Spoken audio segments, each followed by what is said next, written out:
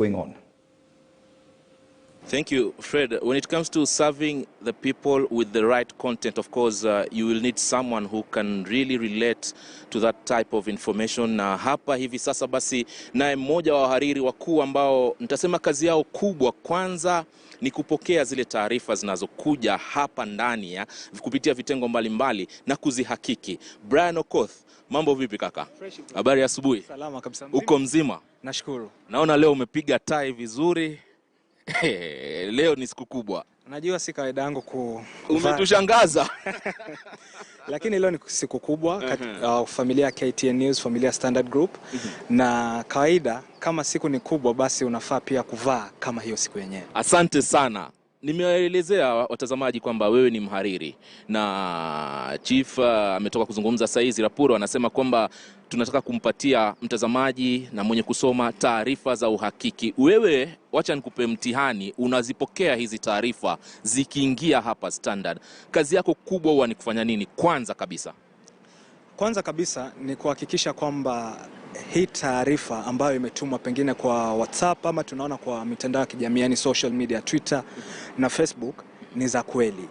Na unaweza hakikisha ni za kweli kwanza kwa kumpigia yule reporter ambaye yuko kwenye sehemu hiyo na kumuuliza, je, ni kweli kwamba kitu hichi ama mambo ambayo tunasikia hapa yametokea? Na akisema kwamba yametokea, tunamuuliza authority, yani mtu ambaye yuko katika nafasi fulani ya kuconfirm hizo taarifa, mamlaka, yes. Je, ni upi ambaye ameconfirm taarifa hizo? Kama unatuambia pengine kumetokea ajali fulani na idadi ya watu fulani wameaga, kawaida ni daktari ama polisi wanaweza kuambia ni hawa wameaga, si huyo reporter mwenyewe. So lazima tuhakikishe kwamba huyo reporter cha kwanza anajua kwamba taarifa hiyo imetokea.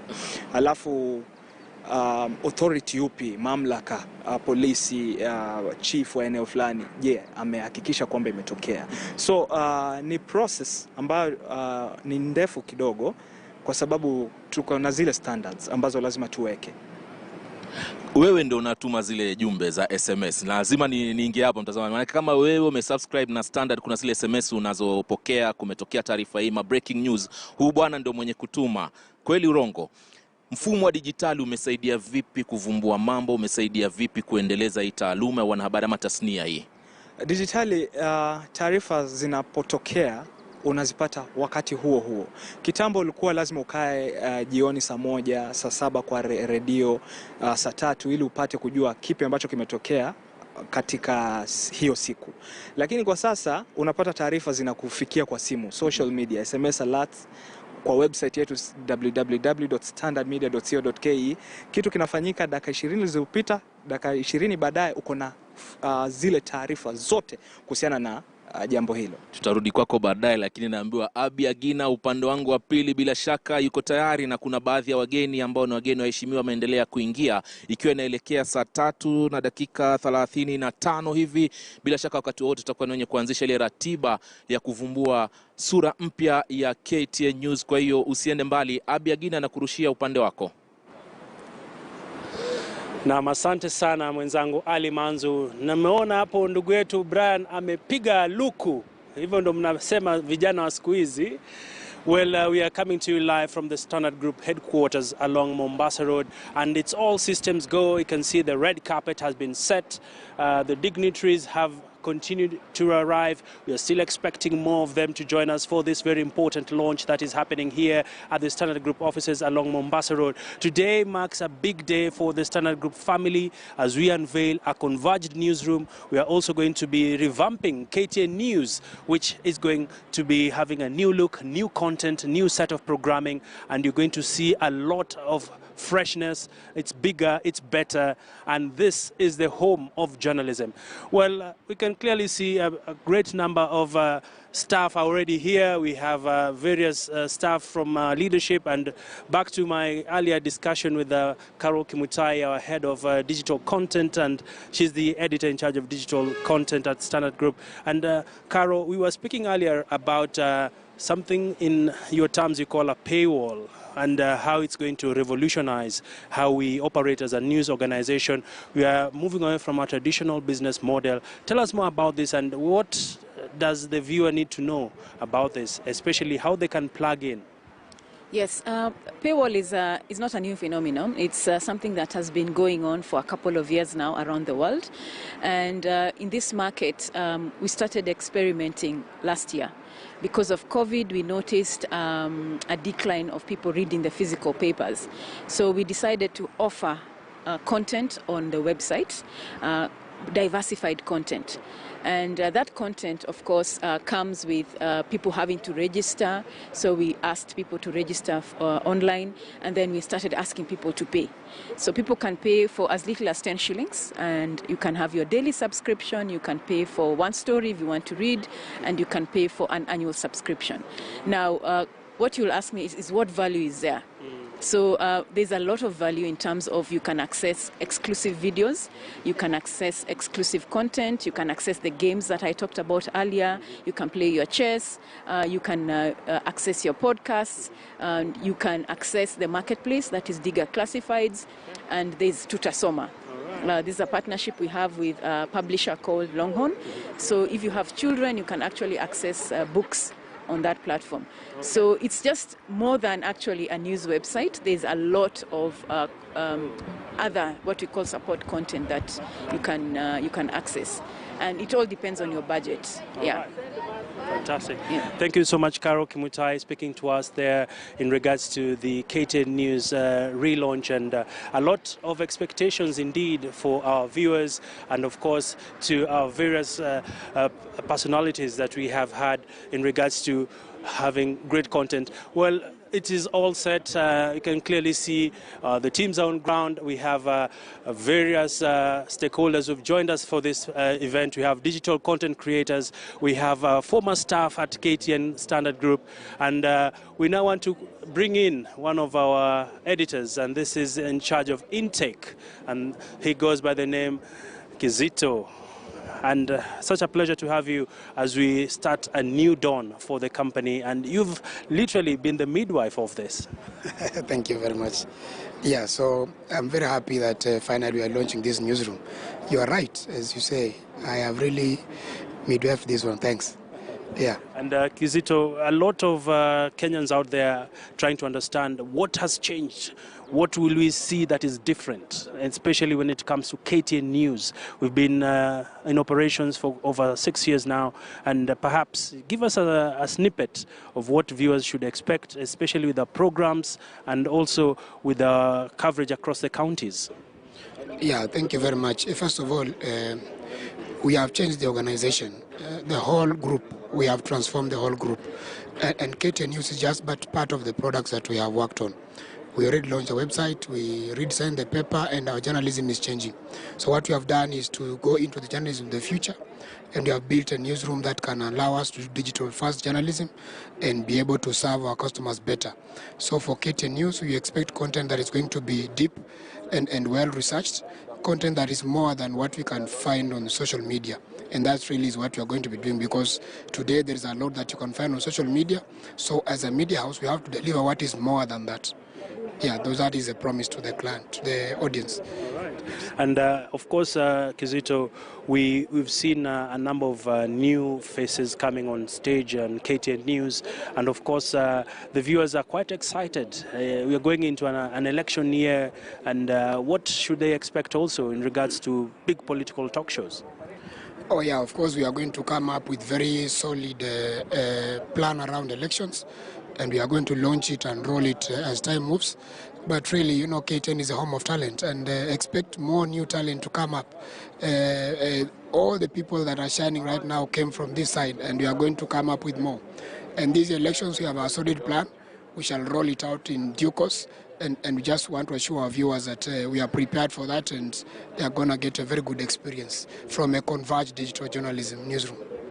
Na labda kwa wapenzi watazamaji wetu ambao wanaangalia vitu vyetu kupitia lugha ya Kiswahili, naomba uniradhi tafadhali, lakini ningependa uzungumze pia na wale watazamaji wetu ambao wanapokea baadhi ya taarifa tofauti kutoka KTN News. Ungewaeleza nini haswa, ni nini kimebadilika katika kitengo cha Kiswahili pia? Kwa upande wa Kiswahili, mambo yote yamebadilika pia. Tunapofanya kuimarisha habari zetu, tunafanya kwa vitengo vyote na Kiswahili hatujaachwa nyuma. Kwa hivyo kuna vipindi ambavyo tumepanga ambavyo tutakuwa tunaviandaa na tunaweza kupeperushia watazamaji wetu kwa KTN News. Tayari tumeanza kuona mabadiliko, kuna watu wapya ambao wameingia, wengine wataingia, vipindi vipya vitakuja, na KTN News kama runinga ambayo inarusha matangazo ya habari kuanzia asubuhi mpaka jioni. Kuna vipindi vingi sana ambavyo tutakuwa navyo na vingine vitakuwa vinahusisha watazamaji wetu ili pia waweze kuhusishwa katika kutoa maoni yao na kuweza kuandaa. Unajua, kila siku tunapoandaa vipindi vya habari hasa kwa elections, tunagusia tu wale watu ambao ni wanasiasa, lakini pia wapiga kura, wananchi wa kawaida pia tutawashughulikia na kuweza kuwapa fursa ya kuweza kutoa maoni yao na uchanganuzi. Tutakuwa na vipindi ambavyo vitaweza kuwapatia fursa viongozi wanasiasa kuzungumza na Wakenya kwa Kiswahili, na naomba nisiendelee sana, lakini vitu hivyo vinakuja. Asante. Asante, umesikia pia najaribu upande ya Kiswahili. Ni kweli unajaribu, unashikilia hapo hapo. Asante. Well, that is our intake editor in charge of the content that comes in here at the Standard Group, and that is Kizito Namulanda, just giving us a sneak peek of what to expect in the revamped KTN News, as well as our converged newsroom, which is digital first. And I understand my colleague Ali Manzu, you're standing by with a very good friend of mine. This is Tom Japani. Ali. Bila shaka, asante sana. Ndio, tuna labda kuendeleza kile ambacho kiongozi wetu hapo Kizito ametoka kuzungumzia kuhusiana na maandalizi upande wa Kiswahili. Bila shaka pia hatujaacha nyuma, manake tunapea kipaumbele lugha ya Kiswahili kupitia vipindi, na pia kutakuwa na vipindi ambavyo vitakuwa vinakujia kwa sababu yako wewe mtazamaji wetu, na wakati tunapokwenda kwenye uchaguzi mkuu bila shaka tutakuwa tunaangazia zaidi kutoka kwenu nyinyi mtazamaji. Leo ni siku kubwa kama nilivyoelezea hapo awali, tunafungua ukurasa mpya baada ya miaka 119 ya Standard. Sasa tunafungua ukurasa mpya ambao utakaokuwa unasukumwa zaidi kupitia ule mfumo wa kidijitali, manake hapo ndio tunapoendelea na tunafaa kusonga mbele namna ambavyo inavyohitajika kulingana na mfumo wenyewe. Kuna mambo mingi yanaweza fanyika kupitia mfumo huu wa kidijitali. Ndio maana hivi sasa naye mmoja wa viongozi wakuu ambao anaangazia sana masuala ya redio, si mwingine bali ni Tom Japani, anajulikana kama TJ. Mambo vipi kaka? Safi sana. Nafurahi sana kukuona siku ya leo. Hata mimi nafurahi sana. Vipi? Salama sana. Kwa manufaa ya mtazamaji ambaye anayekupata hivi sasa, huu ujio mpya, sura mpya ya KTN News na hata Standard kwa ujumla, yani tunachukulia kwa uzito gani hapa? Tunachukulia kwa uzito mkubwa sana, na ni siku ya furaha sana kwa shirika zima la Standard. Ama kwamba tumeunda chumba cha habari cha kisasa ambapo upakuzi na ukusanyaji wa habari utafanywa kwa pamoja na utafaidi vitengo vyote vya habari katika shirika la Standard. Hapa nazungumzia radio, nazungumzia gazeti na TV, na hasa KTN News ambayo tunajivunia sana kwamba ndio CNN ya Afrika. Uzinduzi mpya tena wa station hiyo ni kuipatia nguvu tu, haswa msimu huu ambapo tunaingia katika kipindi cha uchaguzi mkuu. Kwamba tunajitayarisha vilivyo na station ambayo itawapatia habari wasikilizaji ama watazamaji kwa masaa 24. Ni mfumo ambao tutasema sio ati tunauanzia leo. Miezi 9 iliyopita tuseme umekuwepo na tumeufanyia na tumekuwa na changamoto. Hatuseme ati ni mfumo ambao unakuja tu na unaanza.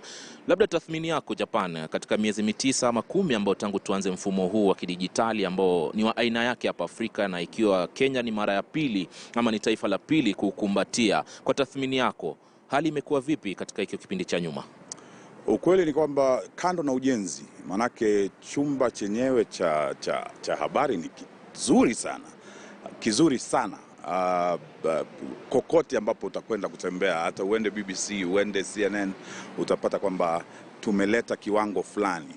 Lakini kando tuna ujengaji, ni kwamba kumekuwa na msururu wa mambo mengi ambayo yalikuwa yanafanyika, kwamba tunawaleta wanahabari wetu wawe na uwezo wa kukusanya mwanzo zile habari na tumepika vizuri ili waweze kutumia vyombo vya habari ambavyo tuko navyo, ambavyo ni vitengo vingi.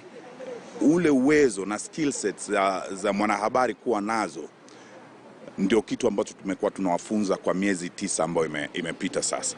Lakini pamoja na hilo, tumeleta kitengo cha commercial ambapo kama shirika la wanahabari tumepigwa sana kiuchumi, na imebidi tuje na mbinu mpya na mitindo mipya ya kuweza kuendeleza wanahabari wetu, lakini pia kuwa sustainable kwa muda mrefu, na kuwaleta hawa wote pamoja, kwamba hata wale ambao wanakwenda kuuza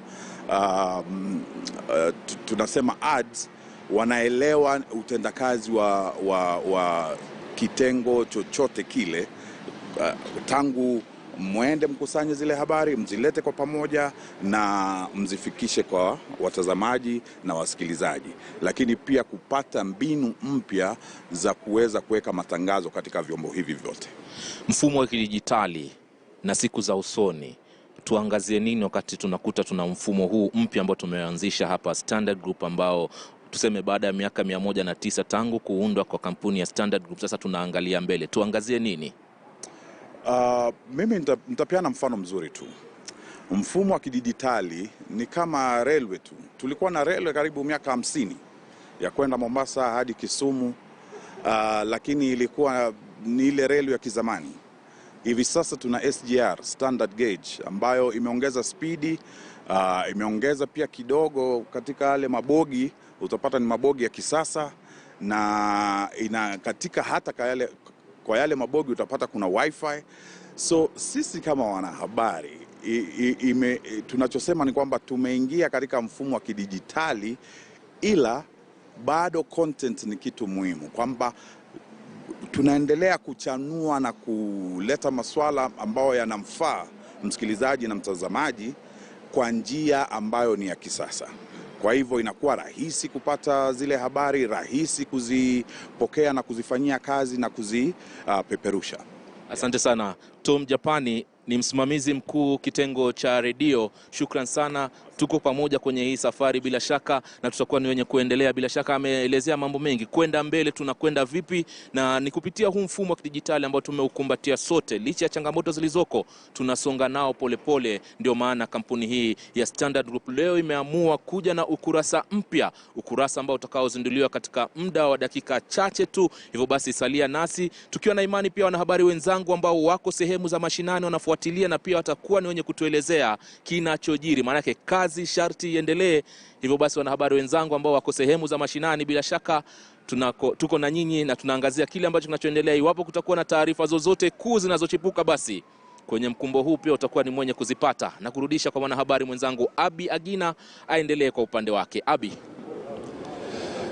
Na asante sana mwenzangu Ali Manzu kwa kutupeperushia hiyo mahojiano ya moja kwa moja na TJ pale tumuita Japani. And right about now, our dear viewers, we are going to be joined by the Chief Executive Officer of the Standard Media Group, and this is Mr. Orlando Liomu, who has been the captain shepherding this great ship into new territories, and he's now going to be joining us to just give us a sense of what to expect on this business transformation journey. And of course, it has been a long journey coming. It hasn't been a sprint, it's been more of a marathon. Thank you, sir, for joining us on KTN News. Thank you, Abby. And big day it is, looking sharp and ready to take us to the next level. Yeah, thank you for the compliment, first of all. As you said, it's a big day indeed. Today, we are here to celebrate what I would call the beginning of a new era for the Standard Group. You have to remember that as a media organization, we've been in existence for 120 years thereabouts. And to be able to survive 120 years as a business, then a lot of good things were done along the way. However, what we are seeing today is that there's a lot of business disruption. The environment is shifting, the challenges are increasing, and for us, this day marks the beginning of our initiative to say that we are willing to transform our business to be able to deal with the challenges of the future. And I'm of the strong view that organizations in our industry, especially the media industry, are going to face immense challenges. We are seeing that the demographics are affecting how people are consuming products. Technology has become a major disruptor, but also equally an enabler, so it depends on how you look at it. I think consumption habits are shifting every day, so it is important for us to appreciate all that and to make sure that we are ready to deal with the future. All right. Yeah. And you've raised a very pertinent issue that media houses are going through a time and space where they must adapt to the new environment. And as Standard Media Group, we are looking to have a newly relaunched KTN News as well as a converged newsroom. Perhaps talk to us more in regards to the scale and impact this will have on the operations of the business. To talk about the business transformation, we have to go back to 2017 when we realized that as a business we needed to make certain quick moves. And so the board together with management sat down and put down measures that needed to be put in place. And we started on that. We launched new products, especially around radio and TV. Now, what we are celebrating today is basically a follow-up to all that, where we are seeing that after launching the TV products, the radio products, we felt that because we are a media house, which means journalism is at the core of what we do, we also needed to make sure that the journalism aspect catches up with the rest of the transformation. And that's how we launched this project, the Project Eagle, just to make sure that we were aligned to the whole transformation process. So today, yes, we are unveiling the new look KTN News. But remember, earlier in the year in April, we unveiled the new look standard. We also unveiled the new look standard digital website.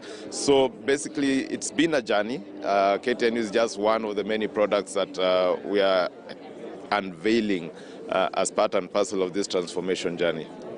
Yeah. And in closing, I know you have the onerous task of receiving guests today, being a host, and you have quite a number of dignitaries. And I'd like to let you just give one word to our viewers. What should they look forward to? I would say they should look forward to the beginning of a new era. They should look forward to a good celebration because we are here to celebrate these milestones. But most importantly, they should look forward to a revamped Standard Group portfolio. What I mean is that our newspaper has become stronger, has better content. We have probably the biggest local digital website, the Standard www.standardmedia.co.ke. If they go there, they'll find very compelling content in a very well-designed website. They should look forward to good content on our radio platforms, but most importantly, they should look forward to a media house that will give them content that has been well thought through, content that has been given the necessary thought process, and most importantly for me, they should just look forward to a beautiful day for today, as well as a fantastic future going forward. All right. Thank you, sir. Thank Wish you. you the very best, and I'm grateful and honored to be part of this. Karibu. Asante. All right. That is our Group CEO, Orlando Liomu, just giving us a sense of what this launch means for viewers and our customers as Standard Media Group. And indeed, the organization has taken a new tangent in regards to great content, unique delivery of content in regards to having a digital fronted content, and of course, a lot to expect in terms of new programming, great shows, and of course, you can catch it all here on Standard Media Group. Well, at this juncture, I'd like to remind you that we still have more and more guests arriving. As you can clearly see, a big day it is for the Standard Group family, and many are asking, how do we go towards the next level in regards to matters to do with digital journalism? And right about now, we have one of our veteran journalists who was with us back in the day, and I can see looking sharp as ever. And just start us off with your signature tune. And then I'm also seeing a great journalist in our presence today who works in the office of the Chief Justice. But just give us a quick reminder, just that signature mark. Okay, the signature. Hi, my name is Owarin Joroge. Welcome to KTN Primetime News. That was about it. I'm not entirely sure, but yeah. Awesome. It was a good experience. I was with KTN from 2001 to 2006. Where we started off was actually Nyayo House. I was at least one of the younger ones at Nyayo House before we moved to 9M. And it was a wonderful experience. I'd not change it for anything else, ever. It was good. So now, did you fully hang your boots so we can still call you back? Well, it depends on how much money you have. But yeah, I mean, if it's, I mean, I wouldn't mind going back to media, but I've branched off slightly. But media has always been a passion that I'll always have deep in my heart. Always, yeah. And perhaps just give us your expectations, really. As a media house, we've tried to revamp our content. We are also doing great initiatives around digital content.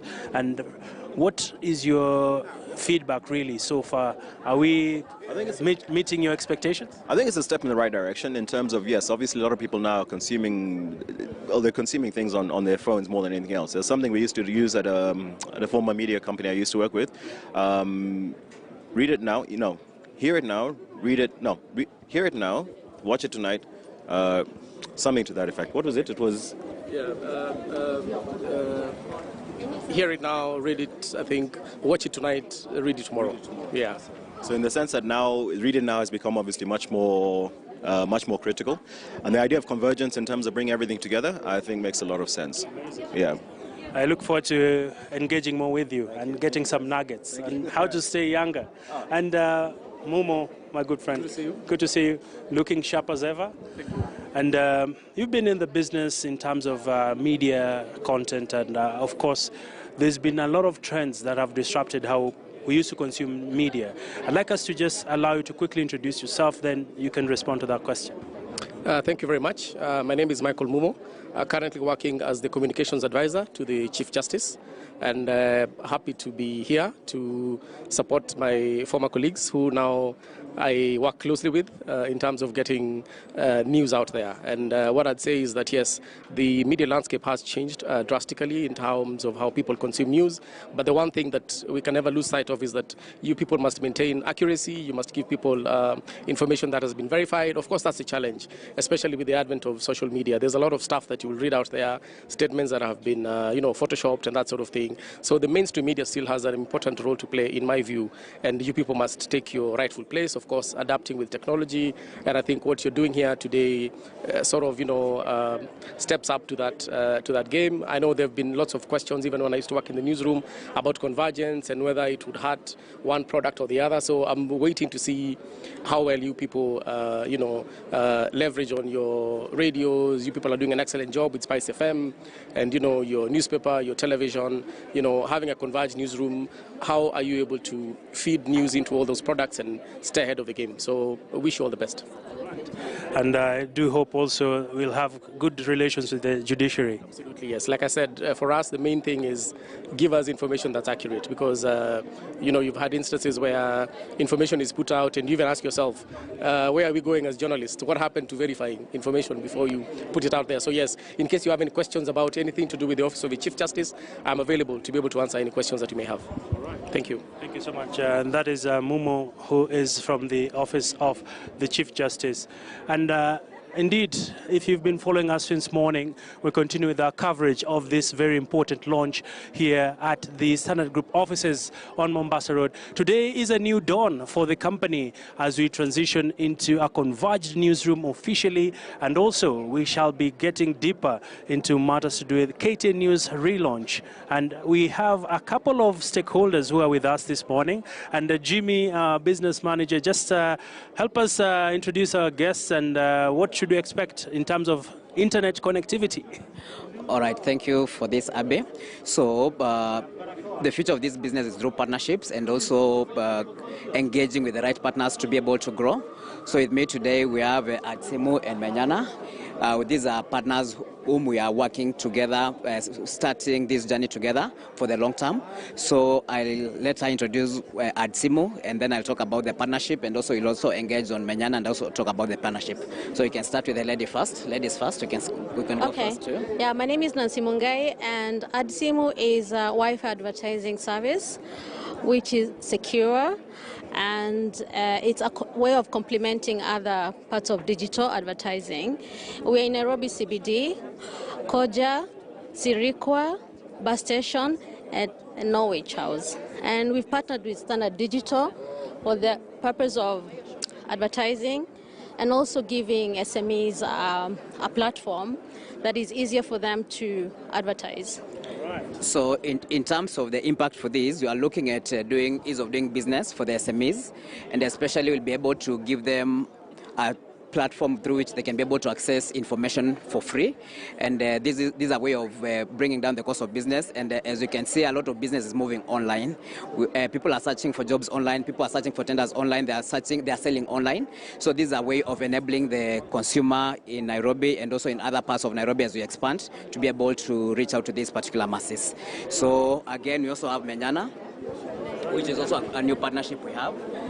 The reason we also partnered with Menyana is as a business, we are also trying to reach out to the youth, and they'll talk about, we're also trying to reach out to the youth more actively, and this is through safe gaming, gaming which is customized for this market, and we are here to be able to impact on the youth and also for them to be able to game and also engage in that platform in a responsible manner. So we'll be able to talk more about Menyana.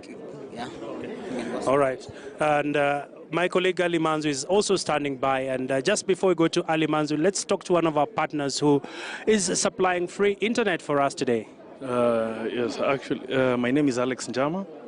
I am with Menyana, and we are doing, Menyana is a gaming app where, you can go online, choose a game, an opponent, and play safely from home. During this corona time, we are trying to make sure we keep the youth occupied with, safely playing from home. So basically, this is an entertainment. So yeah, they just need to engage, and as part of the future plans, we are here with as partners of Standard Group. Fantastic. Well, great to have you there. Well, quite a lot to expect really in regards to our new relaunched newsroom, and a number of our top leaders are here. We have Managing Director Broadcast Joe Munene is with us, Irene Kimani, Commercial Director, and Ali Manzu, I know you have much on your end. Na rusha kwako sasa hivi. Na asante sana, na nitachukulia pale ambapo kidogo tuliachia kuhusiana na swala la wanahabari. Manake hauwezi kuja na sura mpya bila kuwahusisha wanahabari wenzetu ambao ndio tunashirikiana sana kukuletea kazi hii, na heshima za dhati kwa wale wanahabari ambao wako mashinani lakini hawakuweza kufika. Lakini na wanahabari wenzangu ambao tuko nao hapa, ambao mara nyingi ndio wenye kusaidia ama tunasaidiana nao kukuletea taarifa hizi kwa njia ya moja kwa moja. Nitazungumza na baadhi yao tuweze kuwasikia, nikianza hapa na ndugu Nick. Habari ya leo? Salama sana, hali. Naona leo umepiga msurupwenye wa nguvu. Kama kawaida. Chembelecho marehemu Darwesh alikuwa anauita msurupwenye, yani tai. Hasani atakuelezea. Tutafika kwa Hasani. Usubiri Hasani, twaja. Siku ya leo kaka, unaichukulia kwa uzito gani katika tasnia ya wanahabari hapa nchini Kenya, wakati ambapo naomba unipe mawazo yako pia kulingana na tumeingia kwenye ule mfumo wa dijitali kitambo, lakini sasa ndio tuna pole tunasonga nao. Bila shaka imekuwa ni miaka 6 tangu tufungue KTN News.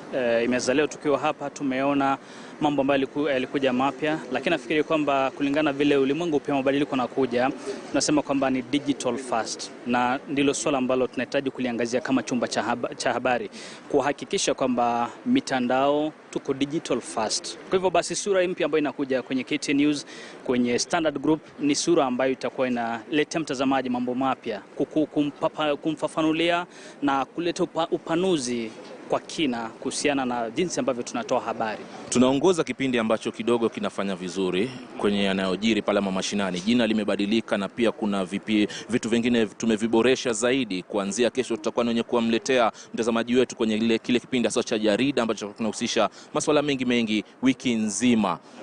Atarajie nini mtazamaji wetu? Bila shaka ni swala nzuri Ali, na tunahitaji kuangazia Mkenya kwa jumla at a global stage kwa kila njia.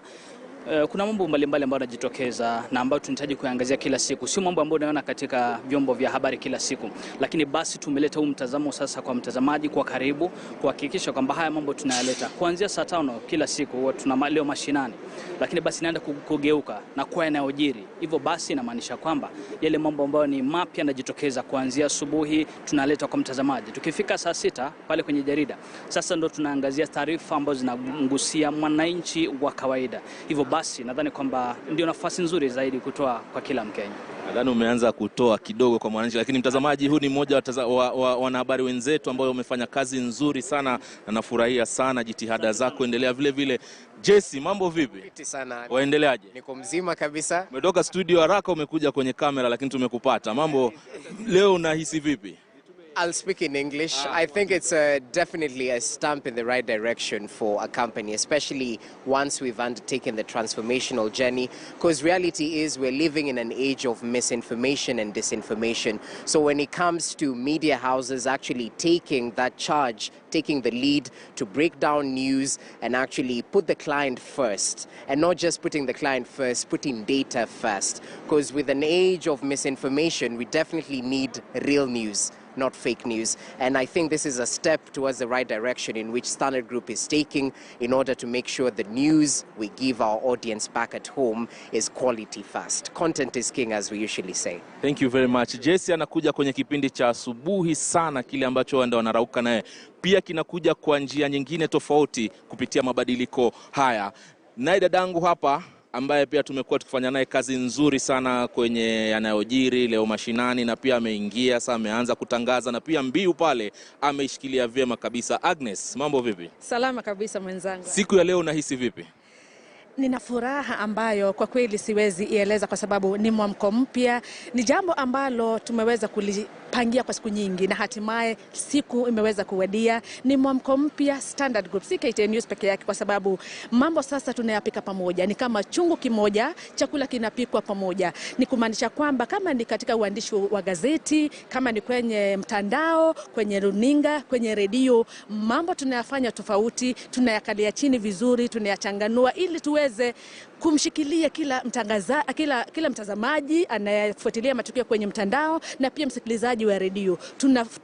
Tunamhusisha kila mmoja. Hakuna hata mmoja ambaye tutaweza kumwacha nje. Asante sana Hasani, tuaja kwenye michezo. Tulia tu. Na ndugu yangu hapa Dibal, mambo vipi? Niko salama vipi? Kwanza bana, karibu sana. Umekuja mahali ambapo unapostahili. Hiyo chukua kutoka kwangu, na tuna ushirikiano katika kufanya hizi kazi. Mpaka sasa unaonaje? Hali iko vipi? Sasa wataka nizungumze na Kiswahili ama ukipenda Kiingereza pia si mbaya. Endelea. Sasa mimi nimeshukuru sana kwa sababu hii ni siku kubwa ya Standard Media Group. When we talk about 100 years, this is the crowning moment. You know, it's a mastery, it is a journey of excellence, and it's a journey of panache. People are doing it with a very different flair altogether. Guys are gravitating towards data journalism. You know, content is king, and the competition out there also is so strong. So there is always need to be agile and nimble, and you know, looking at what the consumer wants. You know, the consumption of news has changed drastically over the years. True. And so us also keeping with the time, I find it to be very, very, very providential right now. That yes, we have this culmination, that we have the convergence, we have the content that is new, we have the new news that is consumed in a very different style. So for me, even joining Standard Group at this moment, I think it is a very blissful moment for me. I'm really stoked to be a part of his family because I believe in the excellence, I believe in the style, I believe in the believability of the product, the believability of the media house.